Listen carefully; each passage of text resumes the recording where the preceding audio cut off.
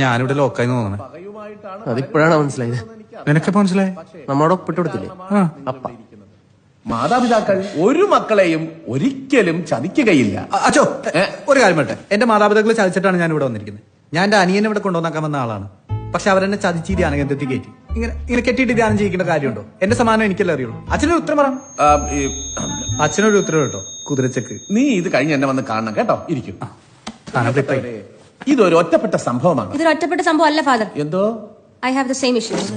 Hang drum പഠിപ്പിക്കാന്ന് പറഞ്ഞിട്ടാ ഞാൻ എന്റെ പാരന്റ്സ് ഇവിടെ കൊണ്ടാക്കിയത്. Hang drum music instrument. See what's happening here? ഇത് കഴിഞ്ഞ് നീയും എന്നെ വന്ന് കാണണം കേട്ടോ. For what? അച്ഛാ, ഞങ്ങൾ ഒരുമിച്ച് വന്ന് കണ്ടാ മതിയോ?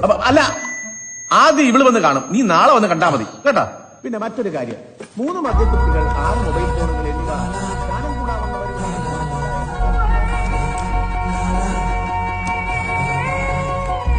ഞാനൊരു പുസ്തകത്തിന്റെ പണിപ്പുരയിലാണ്. അതിന്റെ രചന പൂർത്തിയായി. അത് പ്രകാശനം ചെയ്യുന്നതോടുകൂടി എനിക്ക് ഈ ലോകത്തോട് പറയാനുള്ളതെല്ലാം പറഞ്ഞു തീരും.